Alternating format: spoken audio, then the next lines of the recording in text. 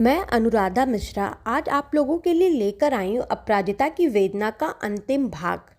मैं अपराजिता अस्पताल के बेड से जीवन के अंतिम सफ़र की कहानी थरथराते कांपते अंतिम सांसें गिनती इन कमज़ोर थकी अंगुलियों से लिख रही हूँ। मैं अब 80 वर्ष पूरी कर चुकी हूँ और जीवन और मृत्यु के बीच अंतिम सांसें गिन रही हूँ। मुझे अपनी ज़िंदगी से अब कोई शिकायत नहीं।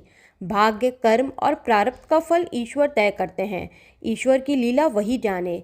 यह जीवन एक रंगमंच है और हम उस रंगमंच के एक किरदार। जैसी भूमिका ईश्वर ने तय की है उसे साथ चलने तक निभाते हैं हम सभी, और सांसें थमते ही पर्दा गिर जाता है। यह जीवन का अंतिम सच है। जीवन के अंतिम पड़ाव पर क्या लेखा जोखा करूं। मेरे हाथों की लकीरों में सुख की रेखाएं कमी थे, पर भाग्य में पीड़ा और वेदना की आड़ी तिरछी रेखाएं अनगिनत खिंची गई थी। फिर से दोहरा रही हूँ, माता पिता जन्म देते हैं पर तकदीर भाग्य नहीं लिखते। एक ही माँ बाप के बच्चे में सभी का अलग अलग भाग्य लेकर आते हैं। इच्छाओं का अंत नहीं, पर मैं संतुष्ट हूँ अपनी ज़िंदगी से। मुझे अध्यात्म से जोड़कर प्रभु ने मुझ पर उपकार किए हैं। शायद गृहस्थ जीवन में रखकर प्रभु की इतनी सेवा नहीं कर पाती। अपनी पूरी प्रौढ़ अवस्था आध्यात्मिक यात्रा करके पुण्य कमाए। इसीलिए मेरे बच्चे योग्य, संस्कारी और शिष्टाचारी हैं। बच्चों ने मेरा आदर मान और सेवा खूब किया। यहाँ तक अपने पिता का भी कभी अपमान नहीं किया। यह सब प्रभु की कृपा से ही संभव हो पाया।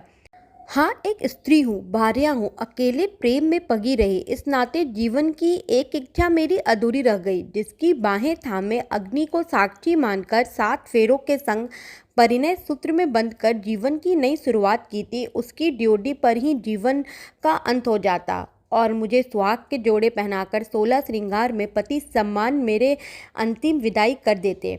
बस यही छोटी सी इच्छा थी। क्या करूं, मन से पति को भी नहीं भूल पा रही हूं। भला कैसे भूल जाऊं। कितने वसंत हरे रंग के साथ बिताए हैं। मुझे एक परिवार मिला, प्यारे प्यारे बच्चे हुए। उनकी किलकारियां सुनकर दुख, पीड़ाएं, अपमान सब भूलती चली गई। जीवन से प्यार होता चला गया। बहुत बार मन चाहा भी एक बार उन्हें देख आऊं, पर उनकी आखिरी चिट्ठी में लिखे असंवेदनशील बातें, कठोर कस्में मुझे मर्माहत कर देती थी और मेरे कदम बढ़ ही नहीं पाए। उन्होंने भी संवाद तक समाप्त कर दी थी। हाँ, मैं सुहागवती ही विदा हो रही हूँ। बच्चे जिंदगी के अंतिम पहर में मेरी आंखें पढ़ने की कोशिश में लगे हैं। मेरी कुछ चाहत शेष है क्या। अब श्री हरि से मिलन की घड़ी मुझे दिखाई पड़ती है। हे नभ की दीपावलियों, तुम पल भर को बुझ जाना। मेरे प्रियतम को भाता है तम के पर्दे में आना। प्रिय पाठकों, आज कहानी का अंतिम भाग प्रेषित करके मुझे बेहद खुशी हो रही है। यह नारी प्रधान कहानी है। एक नारी की प्रणय वेदना की व्यथा को मैंने सरल भाव भाषा में व्यक्त करने का भरसक प्रयास किया है।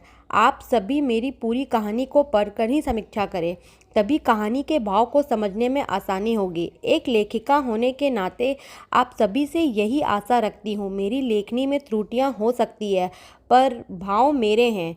आपके प्रोत्साहन के 2 शब्द मुझे प्रेरित करते हैं।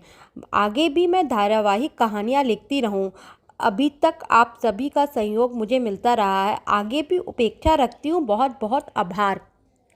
और अब तक अगर मेरे चैनल को सब्सक्राइब नहीं किया है तो जल्दी से बेल आइकन दबाकर सब्सक्राइब कर लीजिए।